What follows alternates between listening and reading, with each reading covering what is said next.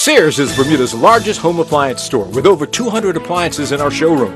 We have refrigerators and freezers, gas ovens and electric ranges, washers and dryers. Sears has a wide selection of craftsman's tools and accessories. Beautify your home with our lawn and garden tools. We have everything you need for outdoor entertaining. Located at 41 Victoria Street, Sears is open Monday through Saturday from 9 a.m. to 7 p.m. Sears, reliable delivery, quality service, and everyday low prices.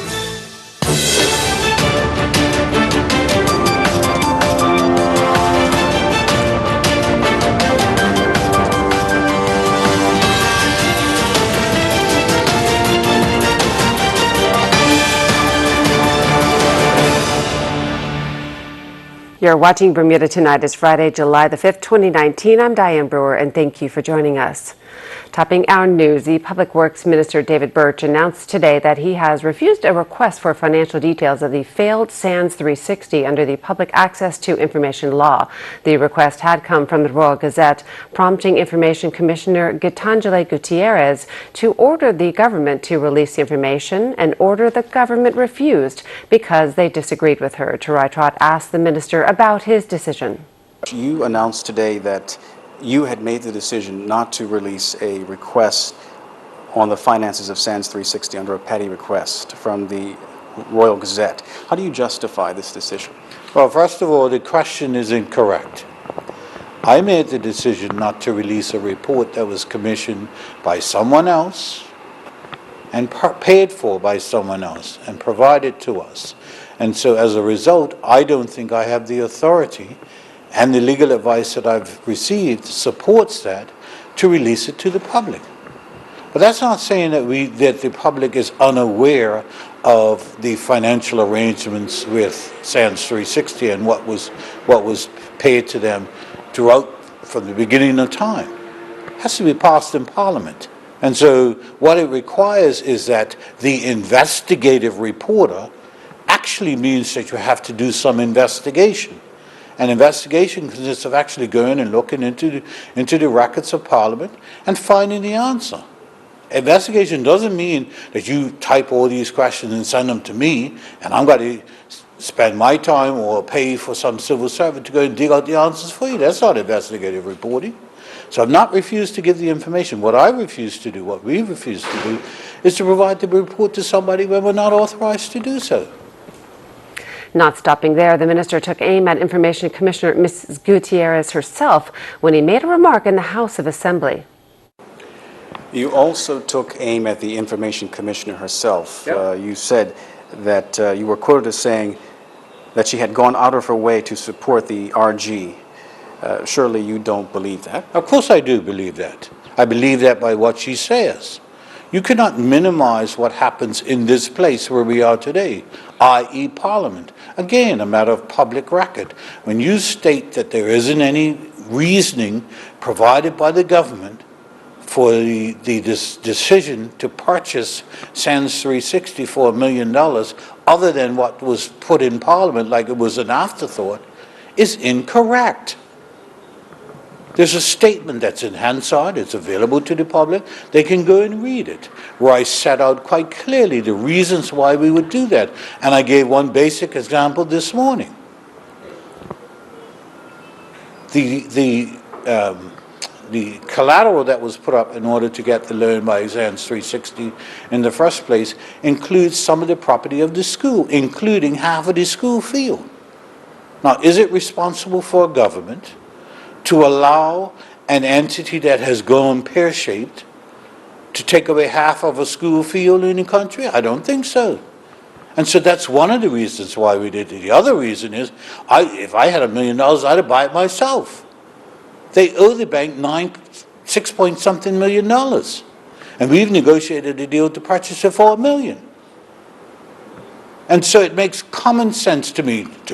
Now it may not make common sense to other folk, but all of that information is in the public domain. And so to suggest that all you did was talk about it in Parliament, and so therefore it's not clear to anyone, is dishonest. However, the opposition leader Craig Cannoneer, speaking to Tarai Trott outside of the chamber, took no issue with government purchasing the failed sports center. However, he was not happy over the way the minister made reference to the Information Commissioner. It was clear that they are going to move forward with the purchase of the property, which we had recommended and were going to move forward with until the election. So it's rather interesting to see what the minister will now move forward with, that the commissioner has said that he has to release the report. I did take exception to the fact that in his statement he referred to Ms. Gutierrez as Ms. Minus. Her husband's name is Mr. Minus, and I felt that that was a slight on the commissioner. I want to believe that he was not referring to the fact that because her husband ran, for the OBA in the last two elections, that was the case. But it was unnecessary. She has always been known as Mr. Gutierrez, and she should be referred to as that. It was a bit egregious and should not happen again. Coming up, more discussion on the Bermuda Business Confidence Index results, your weekend weather forecast, and much more. Stay with us.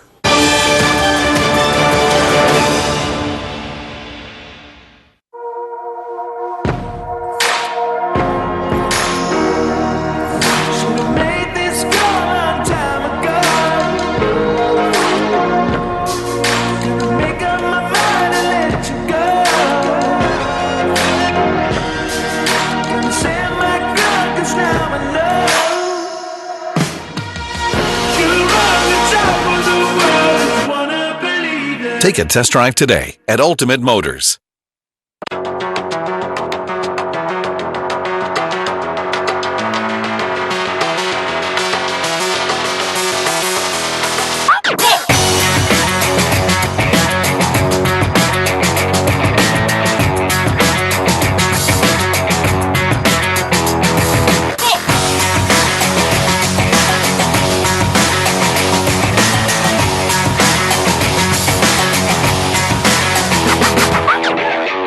Surface Trends has been serving Bermuda for over 25 years, supplying and installing tile and natural stone. We have a large in-stock selection of beautiful porcelain wood planking, including our exclusive Bermuda cedar tile. You will also find Bermuda's best in-stock selection of countertops, including natural granites, exotic quartzites, and silestone engineered quartz in all the newest colors.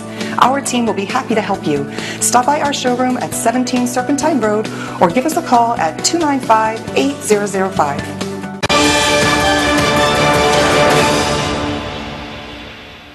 Welcome back. Well, members of Parliament debated the Efficiency Committee, which was set up by the Progressive Labour Party government to explore ways of cutting government costs and eliminating waste. OBA leader Craig Cannoneer, speaking outside of the House, said accountability in government should be the main focus. We then, when we became government in 2012 and 2013, we initiated the SAGE report. We then are now seeing an efficiency committee that has been commissioned by our premier that is looking at how can we build efficiencies within government. Much of the report refers back to, again, the SAGE Commission and its findings. And so much of what is in the report is not new. Much of it is in the report is not new to the civil servants who are working there. What we really need to do is build around this whole thing in its accountability. And I think you're hearing that now as the debate goes on. One of the things I took exception with this committee, and they all come with their controversy, of course, whenever efficiency is being looked at, is that the payment of the chair, the minister, Wayne Furbert, did not declare his interest. We come to find out after the fact that he was being paid to be on this committee, and it was not made clear exactly what he was being paid. So we assumed that because of the dates that he put in the statement, that he was being paid about $60,000 annually for that report. Come to find out that it was more money than that. He did not declare it, and that should be egregious to all of Bermudians. We need to be transparent. We need to ensure that when we are on these committees that we declare our interests. Turning to legal matters, a man visiting the island was charged with attempting to steal cash from two local banks. Appearing in Magistrates Court, Tuan Gwen is alleged to have stolen $6,080 from Clarion Bank and attempted to steal almost $75,000 from the same bank from their ATMs between June 22nd and July 2nd of this year. He is further charged with attempting to steal an unknown amount of cash from HSBC Bermuda on June 22nd. The defendant was not required to enter a plea plea, as the charges must be heard in the Supreme Court. Senior Magistrate Juan Wolf remanded the man to custody and adjourned the matter until July the 12th. Well, the union representing government civil servants is reaching out to the LGBTQ community, wanting them to know they can feel comfortable within the ranks of the BPSU. Here's Darlene Livingston with details.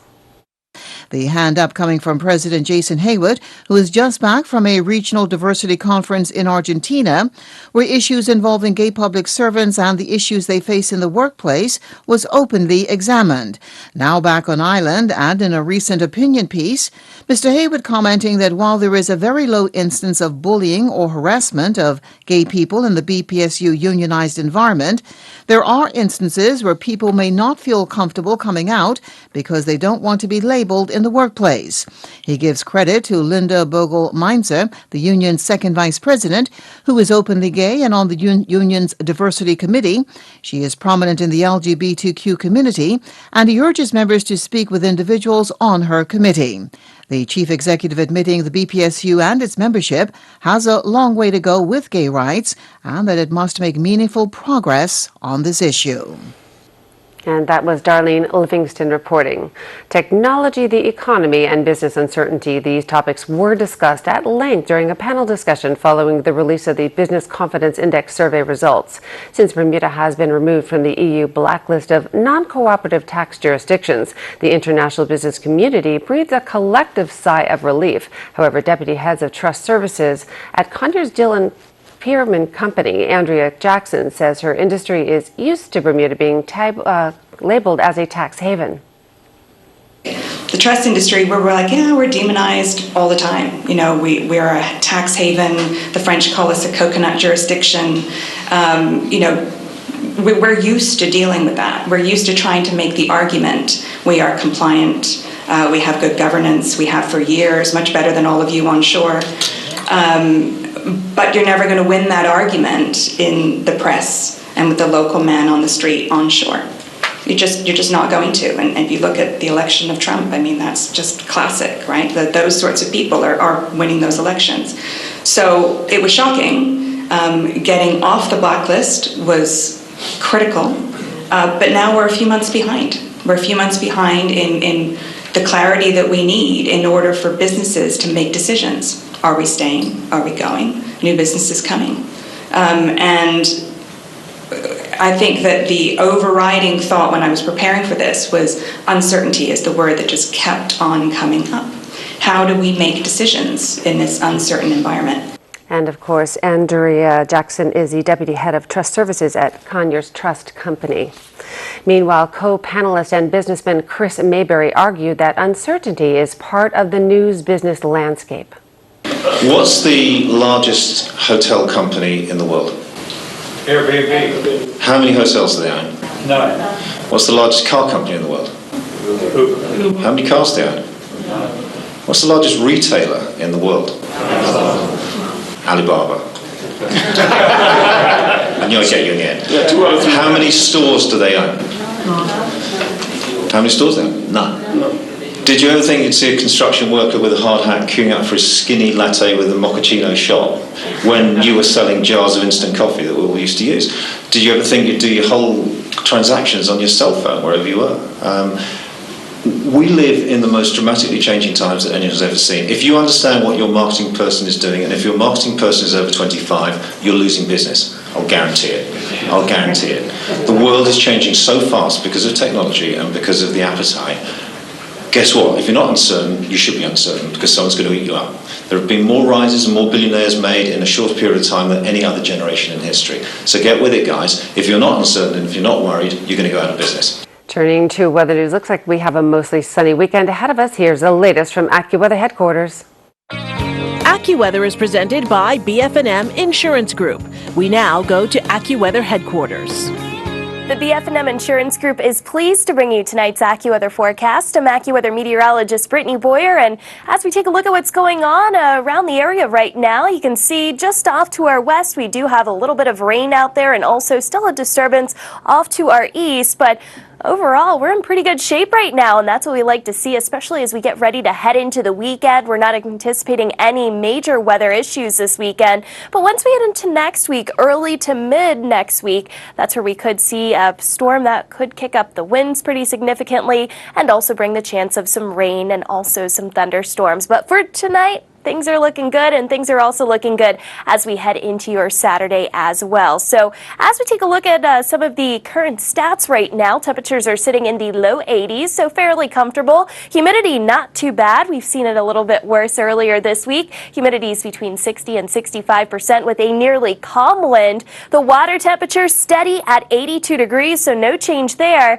And waves inside of the reef around 1 foot and outside of the reef about 1 to 3 feet. So we don't have any marine issues. If you're here on vacation, maybe you're trying to do some fishing or just get out onto the water, I don't anticipate any problems there. But once we get to around, say, Monday, that's when the seas will start to pick up as well as the wind as well.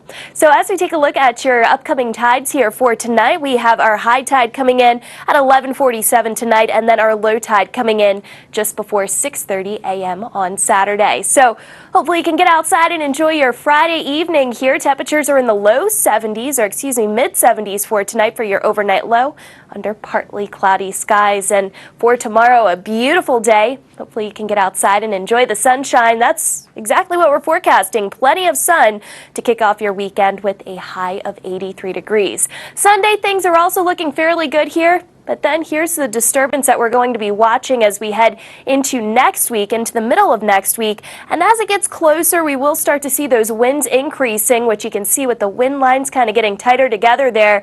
So an indication that winds will be increasing and seas will be turning a bit more choppy. And it looks like our best chance of having more heavy precipitation will come on Wednesday. Speaking of rain, looking at the Caribbean right now, we've got some thunderstorms around Jamaica and also some rain around Barbados and Trinidad. We're not seeing any tropical development, so things are still in good shape here in the Atlantic Basin. A few other destinations for your Saturday: stormy for parts of the East Coast, Toronto, New York City, Boston, even Atlanta, looking at the chance of some showers and thunderstorms. Your 7-day forecast, a beautiful weekend on the way here.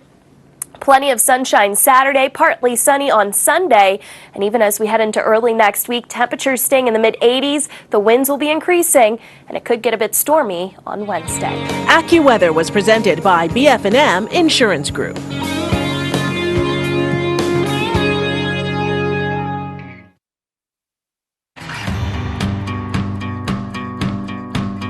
My name is Kevin Roberts. I'm a taxi driver / ambassador.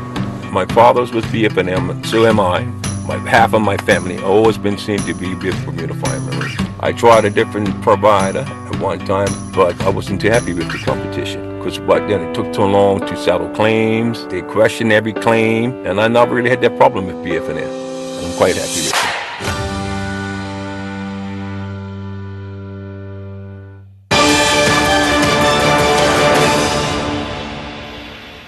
And you're watching the Friday edition of Bermuda Tonight. Well, if you're an islander who invests in the U.S., it was one of those good news is bad news kind of days. All three major indices closed the day in the red after hitting record highs in the last trading session. The good news, the U.S. economy posted a stellar June jobs report.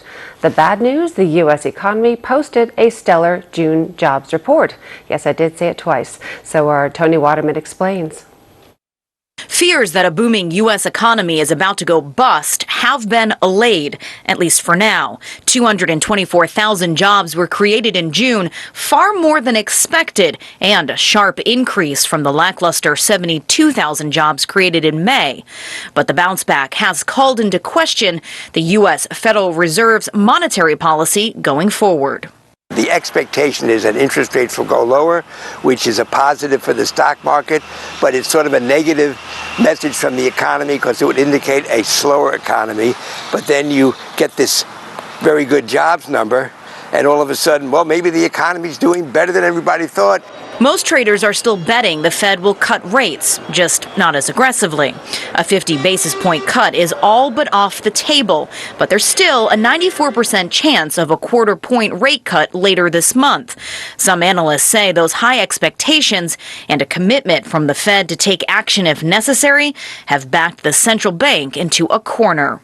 We now emphasize that the committee will closely monitor the implications of incoming information for the economic outlook and will act as appropriate to sustain the expansion with a strong labor market and inflation near its 2% objective.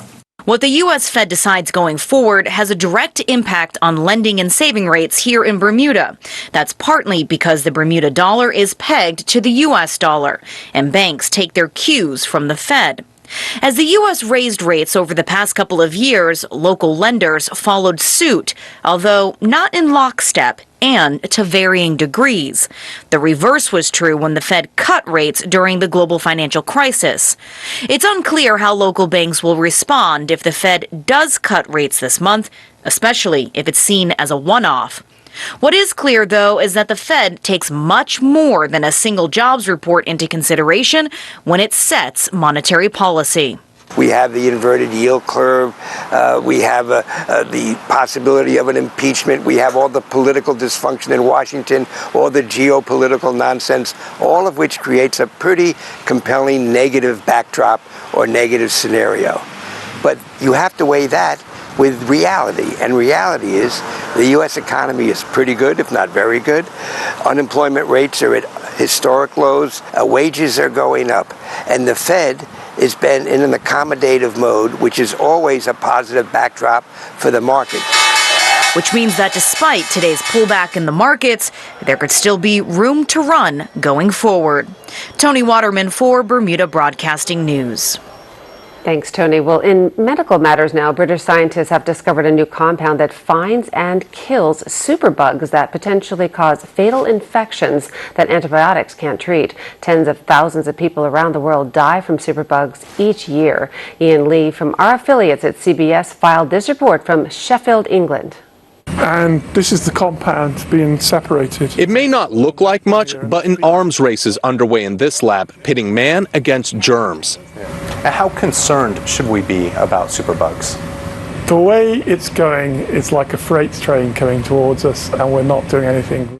Superbugs are bacteria like E. coli and MRSA that evolved to resist current antibiotics. Health officials predict they could kill more than 10 million people a year by 2050, putting patients at risk of deadly infections during everyday procedures. Imagine very common operations like hip replacement, knee replacements, things like childbirth will become a major medical problem. But scientists at England's University of Sheffield say there's hope. PhD student Kirsty Smitten accidentally discovered a potential superbug breakthrough while researching cancer-fighting drugs. We didn't know if it would work on bacteria, and then we just suddenly got a hit and it did work, so it was a bit of a surprise. This experimental compound, nicknamed Ruru, is the latest weapon in their arsenal.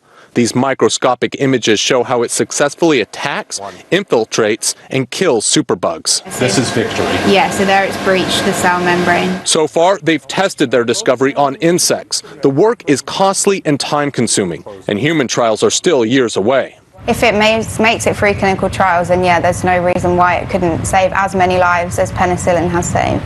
And if approved, it'll keep doctors one step ahead in the war against superbugs. Ian Lee, CBS News, Sheffield, England. And researchers say if all goes well, this new drug could be in pharmacies or hospitals within 10 years. We'll be right back after this short break. Stay tuned.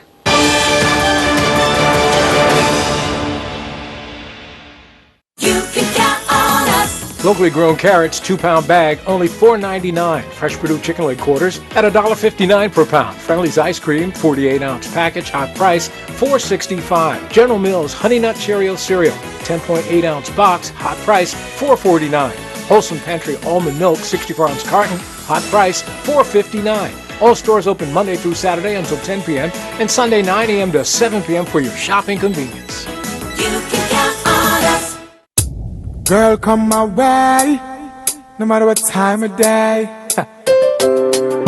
Babes, baby. Whoa, whoa, whoa, whoa, whoa, whoa. Whoa, whoa, whoa, whoa, whoa, whoa, whoa. Babes, hey, babes, you know I said I'm a big deal. You're my friend, I'm a big deal. Yeah, we're kinda important. for real. We no frightened for your spondyle. We have one shoes alone, I'm a bill. Enough of them lose them soul for gain the world. When I switch for the table turn, we no frightened for Benz and Beamer. I'm in a sell out, my friends them neither. Enough of them lose them soul for gain the world. When I switch for the table turn.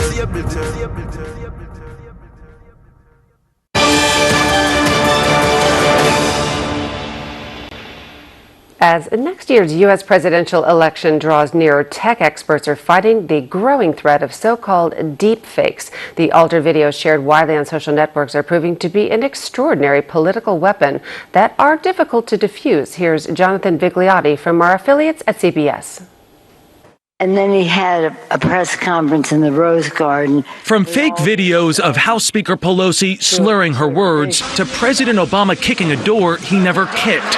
A blunt warning today to those who make this video-altering technology. Clean up your act. There are implications to this content that are costing lives. You have to think about how your technology is being weaponized. I could download something on a computer, you can run it, right? Or and put words in your mouth. That's exactly right. I don't think you should do it, but yes. I'm sorry we wrote this in like 6 days or something. While deepfakes can be entertaining, Professor Hani Farid says they're no laughing matter. He points to this fake video of Facebook founder Mark Zuckerberg pretending to use CBS News' digital platform CBSN to claim global domination. Imagine this for a second.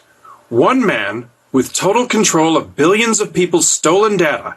CBS asked Facebook to take down the video for trademark infringement, but Facebook refused, citing First Amendment concerns. In a separate statement, they said, leading up to 2020, combating misinformation is one of the most important things we can do. Still, Facebook also refused to take down the altered Pelosi video. The reason we were able to quickly identify that was fake was because there was real video from that moment. If we can't get people to understand what's real and what's fake, if we can't get Facebook to understand their responsibility, where are we going to be when the fakes get more sophisticated? I will mention to the folks at Facebook who are listening, you are playing a very dangerous game with our democracy here. Farid's new software compares movements of people in real videos to altered ones with 95% accuracy. He warns of bad actors spreading deepfakes online to trick the unsuspecting. My nightmare situation is that fake video shows up 24 hours before Election Day. And before anybody gets around to debunking it, you've swung a couple 100,000 votes. A sobering thought that's all too real. Jonathan Vigliotti, CBS News, Long Beach, California. Pretty incredible what technology can do. Stay with us. We'll be right back.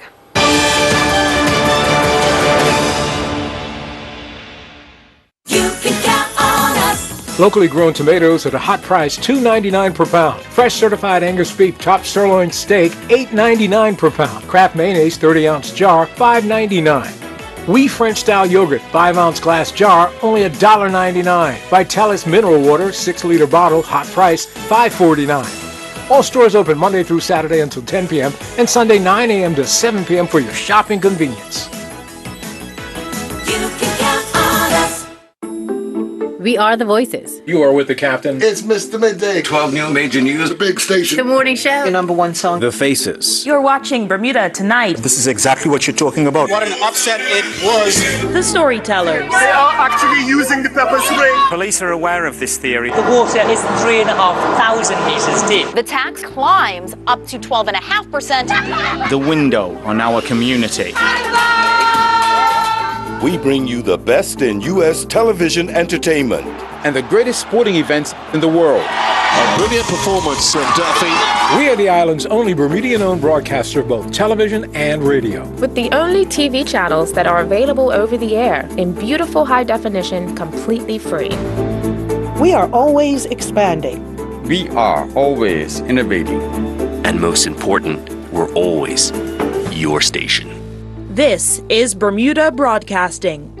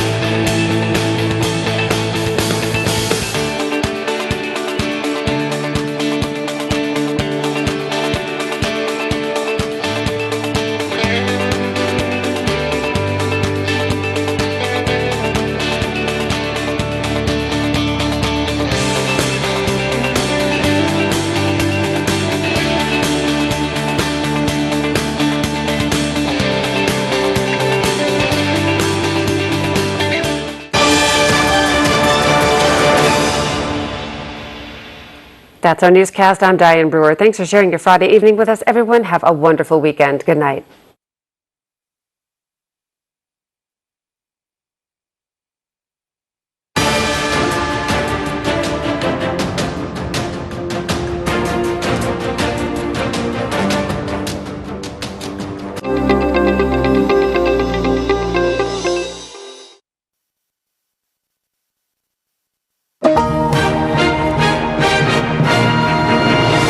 On the CBS Evening News tonight, more than 1,000 aftershocks since that 6.4 earthquake in Southern California.